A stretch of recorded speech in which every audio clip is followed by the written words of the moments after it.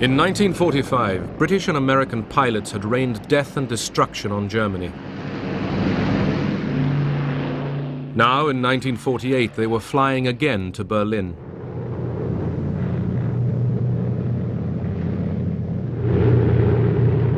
This time, they were keeping the city alive.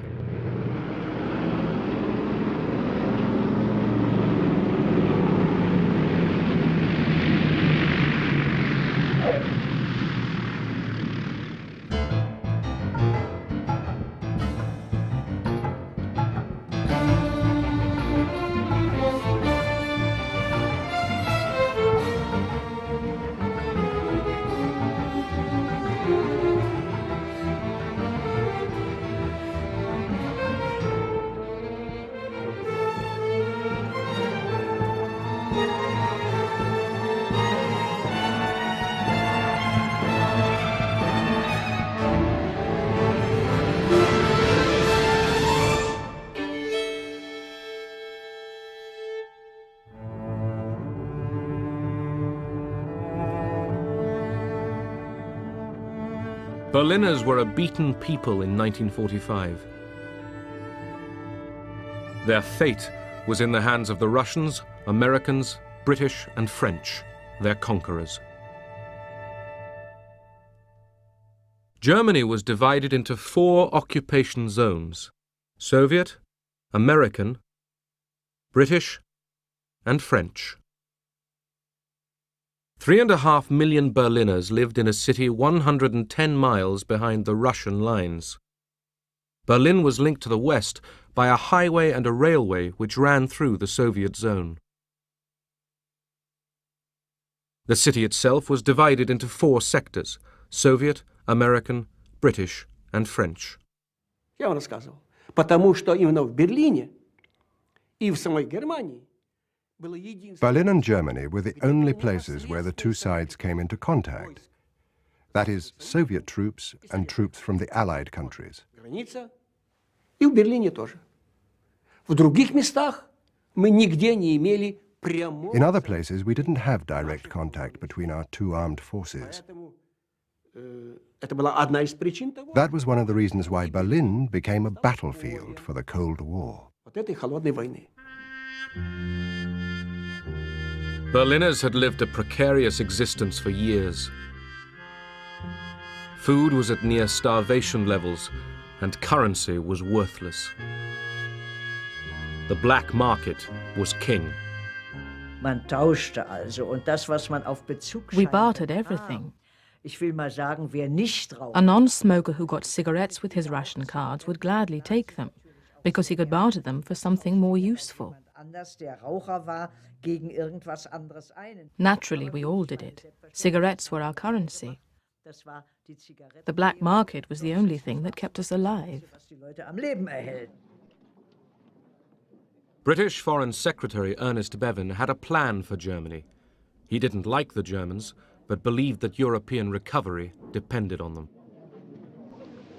We have to try and recreate Germany on a democratic basis, give her a chance to live, at the same time make sure that the security of the rest of Europe is preserved and that aggression cannot take place again. Soviet military maneuvers near Berlin. By 1948, the honeymoon among the Allies was long over.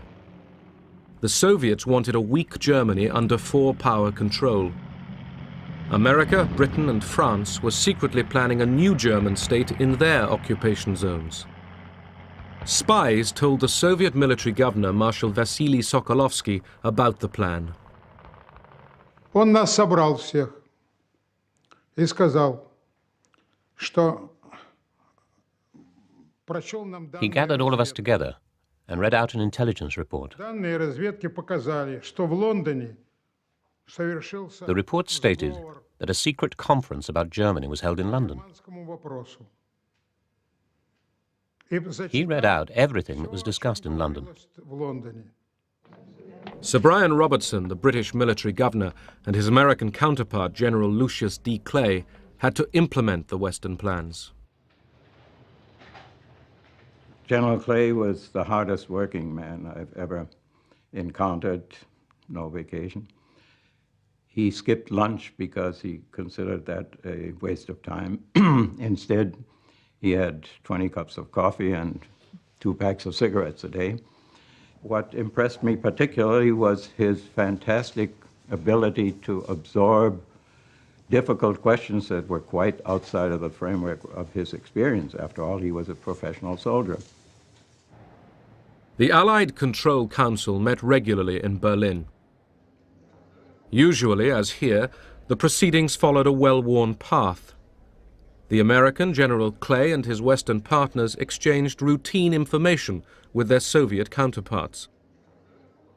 But on March 20th, 1948, Sokolovsky wanted more. He spoke in a very tactful and polite fashion,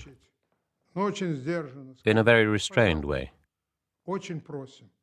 He said, "Could you please fill us in? Tell us what happened at the meeting in London." Clay replied that they weren't going to look into it. Sokolovsky then asked what was the point of having a control council if they were not going to tell us what went on in London, and if they kept secret from us the various issues concerning Germany. Have we or haven't we got a control council? The Russian just stood up, and he had about 5 or 6 of them on the left and the right of him, and they just walked out, which was not called for, because when they closed the meeting, it was always done in a professional manner. And the general just told everybody to stay put, because the meeting wasn't over.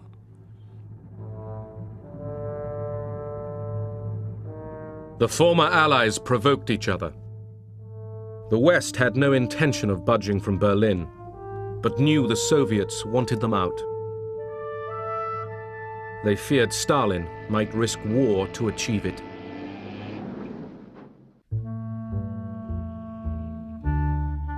The Western Allies planned a currency reform in their zones. It would wipe out black market profiteers by making old currency valueless, and it would tie Germans to the West. The Russians weren't told.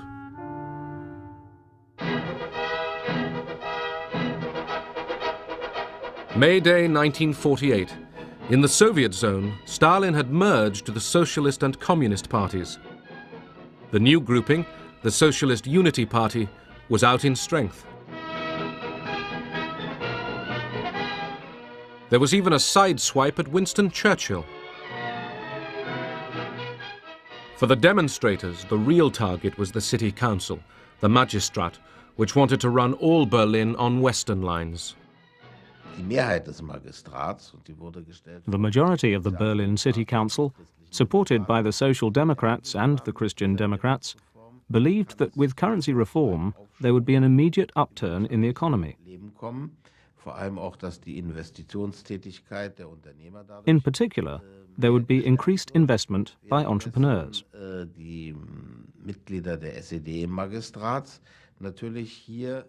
On the other hand, the Socialist Unity Party councillors saw it as a threat to the still incomplete nationalization of property which had belonged to the big companies, to war criminals, and to Nazi Party members. Generally, to all those whom the Socialist Unity Party blamed for supporting Hitler in 1933.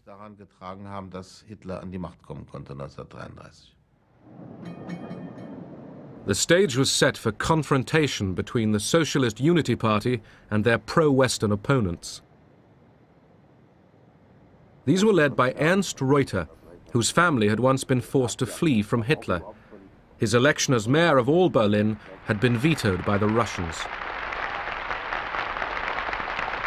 Es allen klar wurde, dass der kommunistische Diktaturwille jedes Mittel benutzen wird, seine Macht im Schatten des russischen Imperialismus aufzurichten, da haben wir in Berlin. It was a very tense atmosphere again, full of possibilities that the Russians would try to enforce their power in that part of the country, in the city of Berlin, of course, that maybe the family again would have to flee from dictatorship. West Germans lined up for their new money, the Deutschmark. Each person could exchange 40 marks and only 40 marks. All other old money was worthless. The Soviets retaliated by issuing their own new currency, which they insisted would include all of Berlin. Currency and political power were synonymous at that time. And therefore it was so important that the Western currency, the D-Mark, had to be introduced into West Berlin and not the Eastern German currency. General Clay and the Western Allies were persuaded by Ernst Reuter to issue the new Deutschmark in West Berlin. The new Deutschmark, stamped with a B for Berlin, was introduced in the western sectors on June the 23rd. There were now two currencies in the city. Berliners discovered that the Western D-Marks were worth more.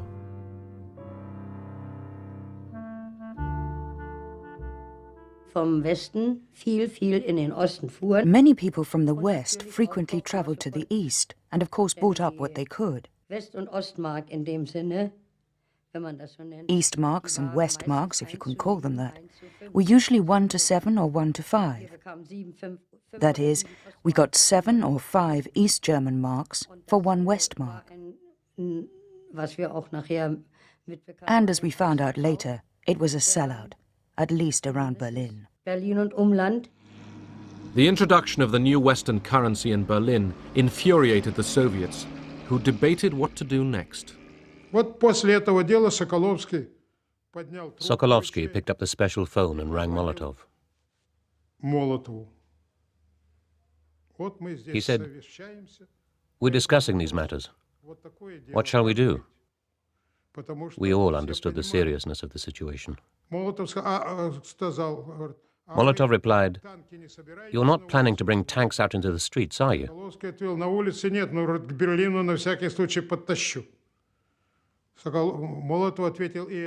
Sokolovsky said, "No, not in the streets, but I'll move them closer to Berlin."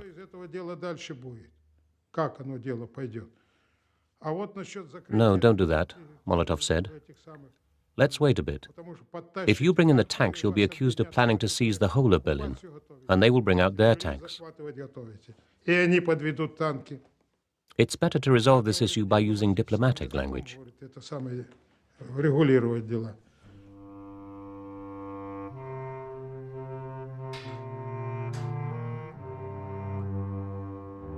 The Soviets blocked all major road, rail, and canal links between West Berlin and Western Germany. They made no concerted effort to seal every route, but delivery of the 12,000 tons of food and coal normally supplied by the West to Berlin every day was now impossible. The Soviets cut electricity supplies to factories and offices. West Berliners could do little. Their only large power station had been dismantled for reparations by the Soviets in 1945.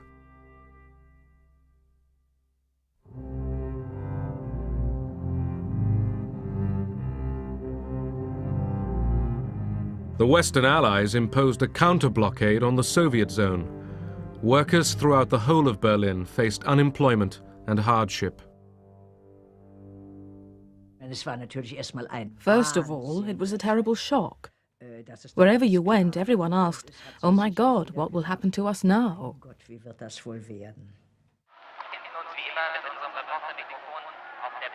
Stalin's purpose was clear: to force the Western Allies to change their policies or quit Berlin. In 1945, the Western Allies had made a written agreement with the Soviets. planes could fly along 3 air corridors 20 miles wide to 2 Berlin airfields, Tempelhof and Gatow. Seaplanes could also set down on Lake Havel. The British responded to the challenge. They planned an airlift. Foreign Secretary Bevin put his weight behind the idea. The physical suffering of 2.5 million people in Berlin to try and influence the Allies, the Western powers, in their treatment of the Germans, and to try to force us out, is one which we are unable to accept. General Clay, the American commander, didn't believe an airlift would work. He had wanted to test Soviet resolve by running an armed convoy through the blockade. Reluctantly, he agreed to pursue the airlift idea with Ernst Reuter. Clay said that this would mean extreme hardship and how little we could bring in at first. And he asked Reuter point blank, do you think the Berliners will be able to take it? Reuter quietly replied, you take care of the airlift, I'll take care of the Berliners. And Clay said that was good enough.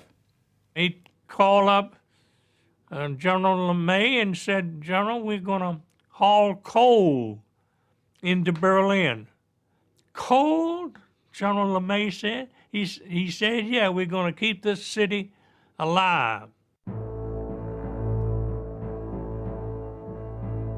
The Berlin airlift began at the end of June.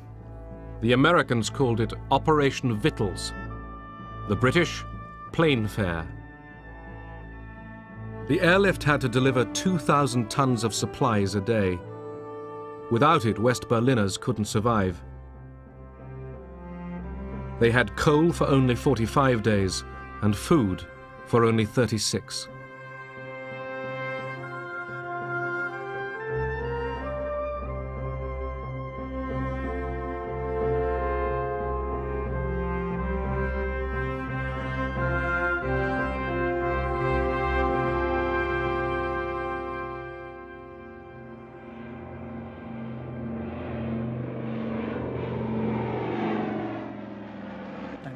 The airlift began, which was welcomed with incredible enthusiasm.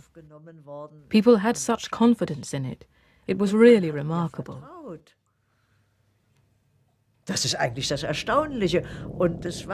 People thought, why shouldn't it work? They dropped so many bombs on Berlin. They should be able to drop potatoes.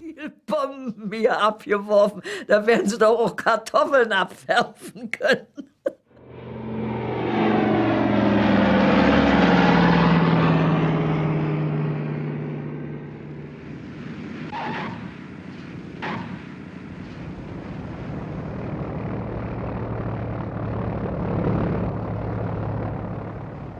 Thousands of Berliners found jobs and one hot meal a day working for the airlift. We were divided into work gangs, supervised by an American overseer. Each gang was ordered one by one to the planes as they came in. Go to the next plane, hieß es dann. Each of the larger planes carried 9 tons. We could unload each plane in roughly 7 minutes. That was 9 short tons of coal.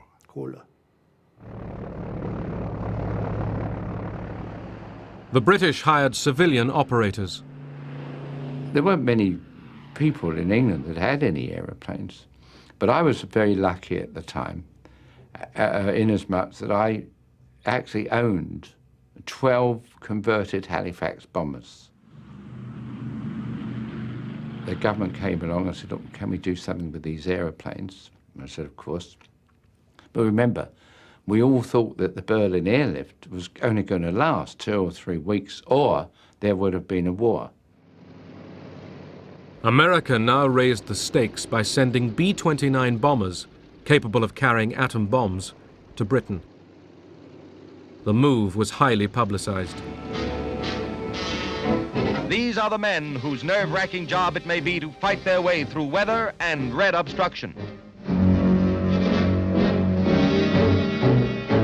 So grave is the crisis that General Clay is recalled to Washington to report on the situation. He is greeted by Secretary of the Army Royal and then is welcomed by Chief of Staff Omar Bradley. On his shoulders may rest the responsibility for peace or war, and the Commander-in-Chief at the White House awaits his appraisal of the most explosive situation yet in the struggle between East and West. Clay argued once again that he be allowed to confront the Soviets with an armed convoy. Now, if the Soviets stepped aside and the convoy went through, then peace would continue. If they chose not to let the convoy through, then it meant war. It was just that simple. And last thing in the world President Truman wanted to do was see our country get into another great war. We just come out of one.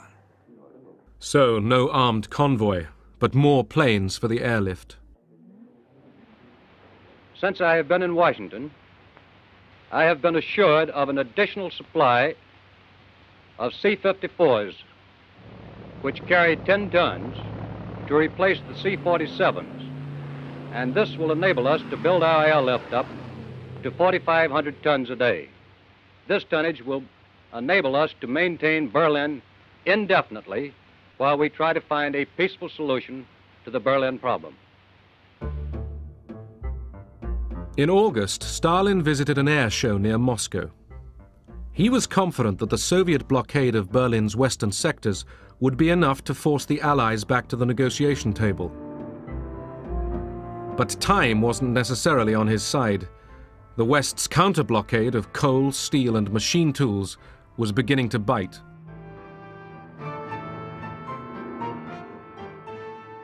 When Western diplomats asked for talks, he agreed.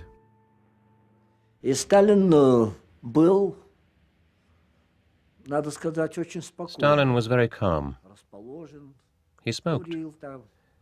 He didn't walk about like he usually did. Не сидел на месте, когда вел беседу, ходил так все за столом в твоих таких кошачьих такой. Normally, he would pace around like a cat in his soft boots. But this time, he stayed seated. Но никаких у него тоже не было, ни записок, ничего. He had no notes next to him. Вот, он сказал, что вопрос, конечно, He said, the question is very important from an economic point of view. даже не в этом. But this is not the most important issue. Вот мы What is more important are the decisions you have taken in London. отменены или же We insist that you should revoke these decisions, or at least postpone their implementation until we get together again to discuss the question of Germany. не обсудим германский вопрос. He saw that Germany was going to be divided, with a strong Western Germany, supported by America in the West, and anyway being 3/4 of the total part of Germany, which would become an independent country, and he wanted to stop that. In Berlin, the Western Allies and the Soviets returned to the negotiating table. The Russians demanded the withdrawal of the Western Deutschmark from the city. They also applied pressure in the air corridors. There's plenty of provocation. They used to carry out aerial maneuvers in the corridor or right alongside it. They'd be above you because we had a maximum altitude. And they go off firing military equipment, being buzzed and all that sort of thing. We come up and if a yak had come head on with you, right nose to nose, and the last minute would peel off, or come up behind you so you couldn't see him and then come up over the wing. But they didn't shoot.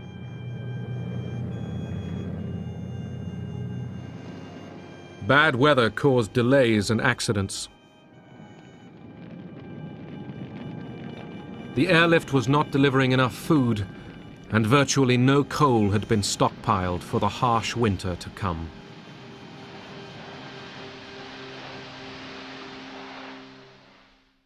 Mein Berlin, du kannst nicht untergehen. Du wirst genauso schön wie einst erstehen. Wenn die Lichter wieder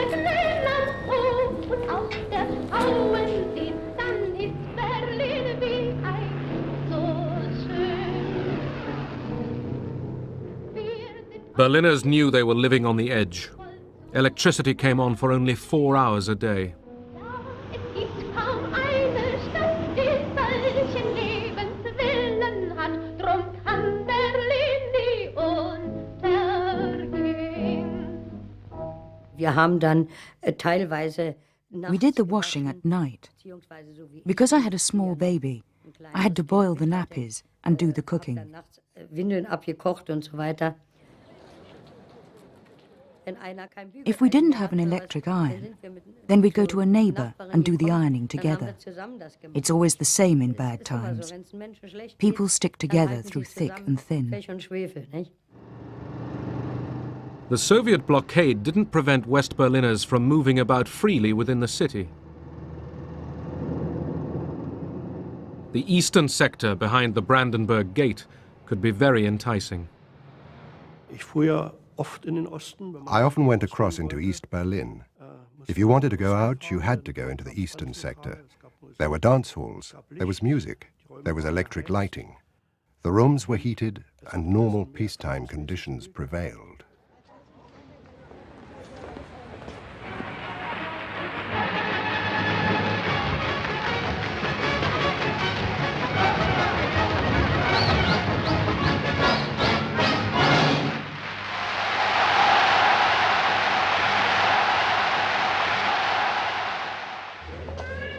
The Russians offered West Berliners the chance to buy food in the Soviet sector. Nearly 1 in 10 accepted. The Soviets didn't impose a complete blockade, but West Berliners who went to East Berlin were harassed. We could get out by train, but we were constantly checked here, there and everywhere by the Russians. They came into the station and either demanded our identity papers or searched our bags and rucksacks. You had the feeling that if a Russian didn't like the look of a German, he would take him away. Tension among the former wartime allies was increasing. The city was splitting apart.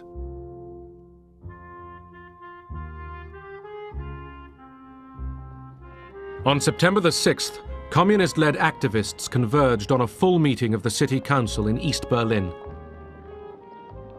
They were looking for trouble. These were not spontaneous outbursts from the people. They were, on the contrary, demonstrations, which party members and sympathizers had been ordered to attend. Their aim was to break up the old city council.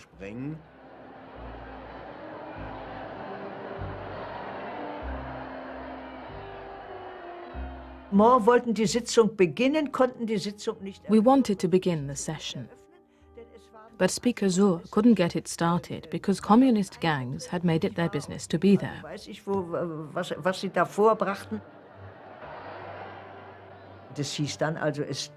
Word got around. We couldn't work there. Some people had already been beaten up, so we had to leave. Councillors driven out of the city hall met in the safety of West Berlin. With them was Ernst Reuter, who now appealed to all Berliners to gather at the Reichstag to protest. RIAS, radio in the American sector, spread the news. Because of the lack of electrical power, we had loudspeaker wagons going through the streets giving the news several times a day. They had a fine actor make a tape. Berliner und Berliner, Ihre Stadt ist in Gefahr, your city is in danger. The people came. Hundreds of thousands of them came. Das war eine Atmosphäre des Zusammenhalts. This was a show of unity by the people of Berlin. There was nothing else in our heads but the thought, we stand united. We are against the Russians and we support the Western Allies. Halten wir zusammen.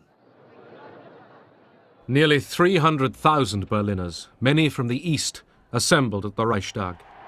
In the view of the Berlin politicians, there was a possibility that the Western Allies might be ready to come to to a compromise with the Russians, which would be a detrimental compromise for Germany.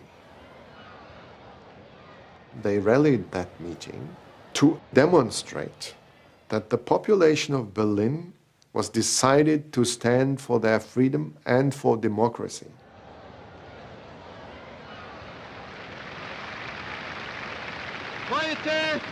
Heute ist der Tag, an dem nicht Diplomaten und Generäle reden und verhandeln.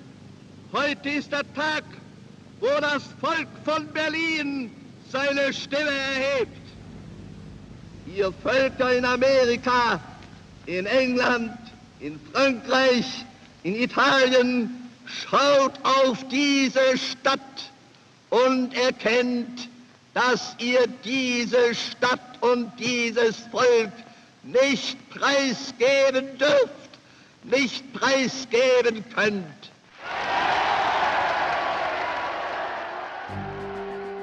When the rally was over, the Soviet flag on the Brandenburg Gate was torn down.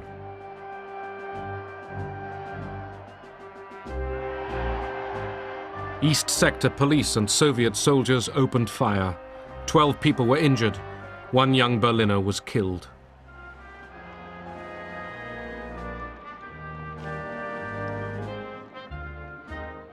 And the day was not yet over. A delegation went to the Allied Control Council, where they feared a deal with Stalin to withdraw the Western D-Mark from Berlin was being hatched. The Allies got the message. The D-Mark stayed. Rhine-Main field was busier than ever this week as airlift traffic was suddenly bolstered by fresh squadrons. Here a group of valiant young pilots talk over the day's operations. Mensch, bei dem Wetter willst du starten? Na klar, Mensch, die Berliner warten auf mir. The blockade and the airlift went on. We flew everything. I mean, medical supplies, newsprint, but the coal was the biggest thing, and it was the biggest problem, too. The coal dust would seep in the floors and the control cables, make it difficult to control the airplane. So we flew with our escape hatches out in the back to suck out the dust. Big Easy 6-4, I have you in contact over the Tempelhof range. If you'll pick up a heading now to get you over the Planter Beacon, coming down very nicely. Now you're starting to go a little bit above your glide path. Every 45 seconds, airplanes from the west came over Kleinmachnow, over the High Party Academy, in order to land in Tempelhof. 216 degrees. You are now 1.5 miles from touchdown. You're approaching the trees and buildings. You're now on course, and you're now on your glide path. Very nice. We were sitting around, the teachers of the history department and of others. I said, the Americans understand historical materialism better than we. And so we're looking at historical materialism better than we. Yeah, they understand that you have to have a basis of food and help before you can begin party education. The Americans understand historical materialism.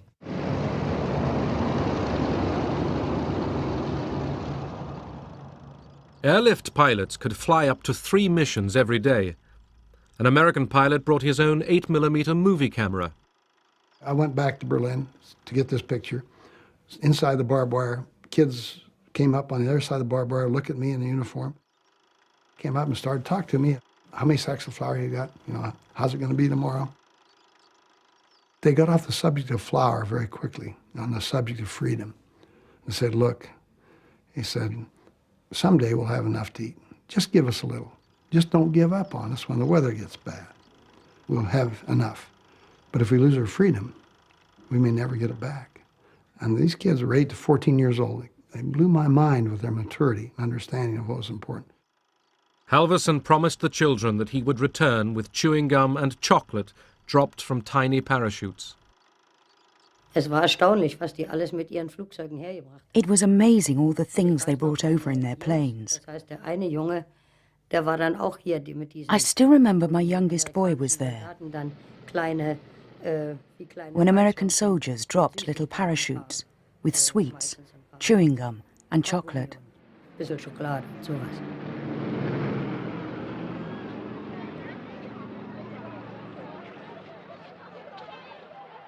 Word of Halverson, the candy bomber, spread quickly. He was summoned to see his commanding officer. He really chewed me out. And then he reached into the counter, pulled out a newspaper, and there on the front page was an airplane with parachutes coming out of it. He says, "You almost hit a German newspaper man in the head with a candy bar in Berlin yesterday." And he's got this story all over the world. He says the general read it and called me to find out what was going on. I didn't know anything about it. "I'll never get promoted. Why didn't you tell me?" I said, "I didn't think you'd approve it, sir." He says, "You're right, but the general thinks it's a good idea. Keep doing it." For both East and West, radio was an important weapon in the propaganda war.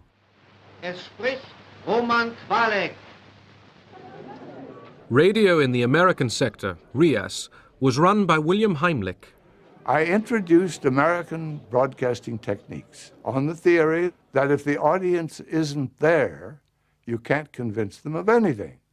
So my number one priority was get people to listen. How do you get people to listen? You give them good, entertaining programs, solid news that they could depend upon. Trotz ungünstiger Witterung und niedriger Wolkendecke vollzog sich auch heute der Lufttransportverkehr nach Berlin planmäßig. Am frühen Nachmittag trafen die ersten Skymaster-Maschinen mit je 8 Tonnen Steinkohle an Bord in Tempelhof ein. A young Berlin dancer called Christina Olsen became a popular RIAS performer, and later Mrs. Heimlich.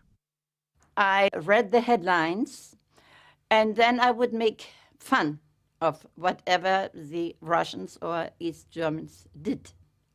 Das versteh ich nicht, dazu bin ich noch zu klein.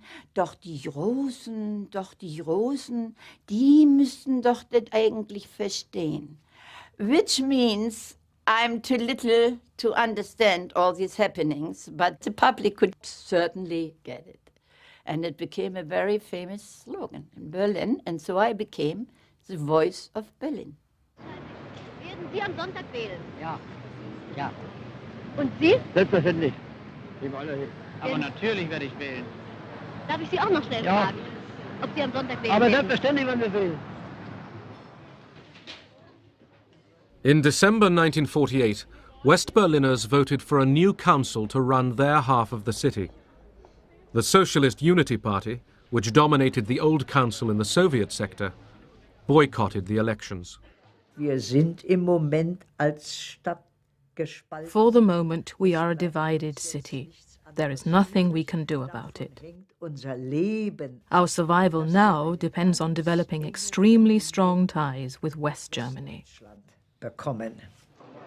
Ernst Reuter was now mayor, with Louisa Schroeder as his deputy, but only in one half of Berlin.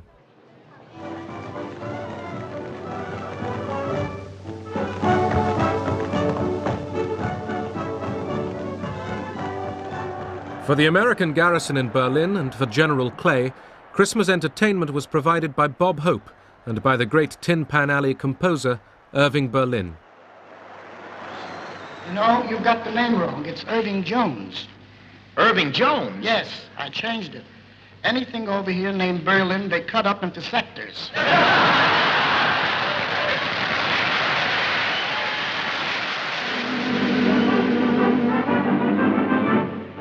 Not long ago, a group we called the Air Corps helped win the war and took a bow. Not long ago, we cheered the fighting Air Corps. Let's see what's happened to them now. Operation Biddles is in the way, and rolling wheat and hay, and everything's okay. Operation Biddles, as in the night we go, we won't forget to blow against the wall. Operation Vittles, the American code name for the airlift, was working at last, thanks to an unusually mild winter. On Easter Sunday 1949, a record 13,000 tons was airlifted in 24 hours. The gamble had worked. Berlin could be supplied indefinitely by air. We lived at Karlshorst. and could hear the noise of the aeroplanes, which delivered everything, including chocolate and Christmas presents.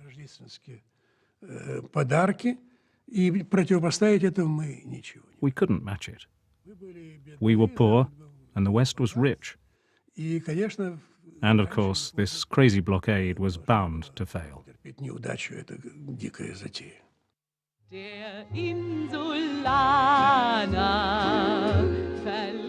The Soviets had failed to drive the British, Americans and French out of Berlin. The Allied counter-blockade was hurting the Soviet zone. On May 12, 1949, Stalin called it quits. As midnight nears, tension mounts at the British frontier control post. Familiar with the old Russian habit of changing their minds when it suits them, seasoned campaigners could not quite grasp this new mood of cooperation. As on the stroke of 12, the barrier goes up and a British jeep leads the race into Berlin.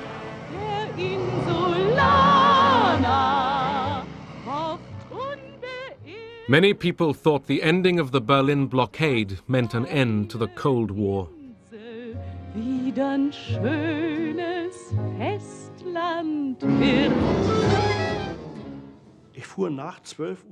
I returned home after midnight, having taken the S-Bahn from Ostkreuz to Neukölln.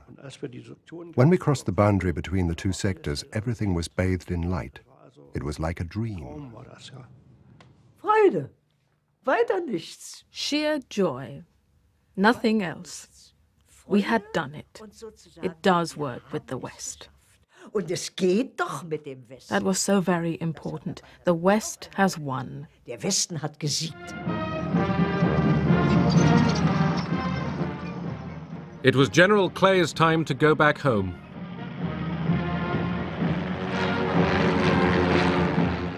After a goodbye parade, he paid a final visit to Berlin. So then he asked me to go with him to the final farewell ceremony at City Hall, and Adenauer and all the top German officials had been flown in.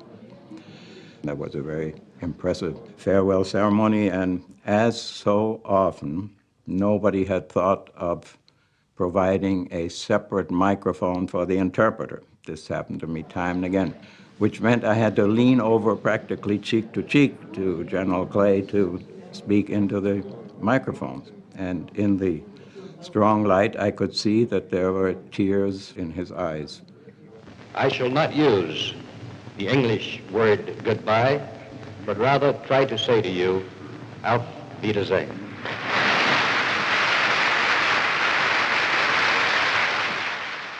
The day General Clay said Auf Wiedersehen, the head of the future West German Republic, Konrad Adenauer, addressed Berliners.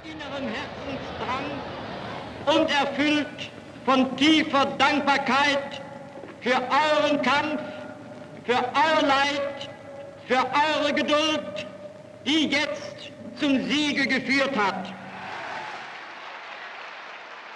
The Cold War period in Berlin was really the core, the root of post-war democracy in Germany. There was a growing feeling that the Germans, after all, can be satisfied to accept democracy as their own ways of living and to become part of the Western world. Сам этот берлинский кризис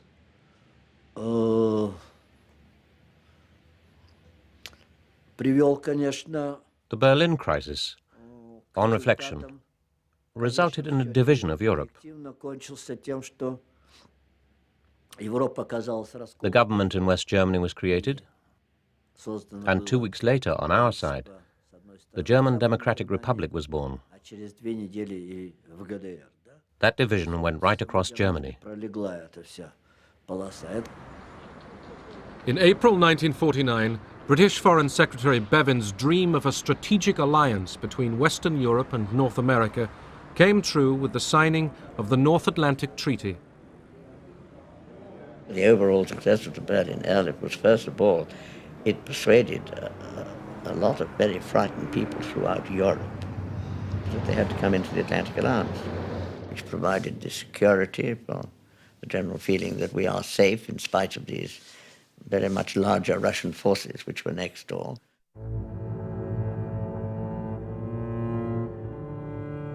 August 29, 1949, the Soviets detonated their first atomic bomb.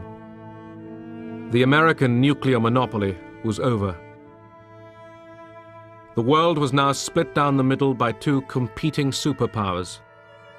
At its heart lay a divided Germany and a divided Berlin.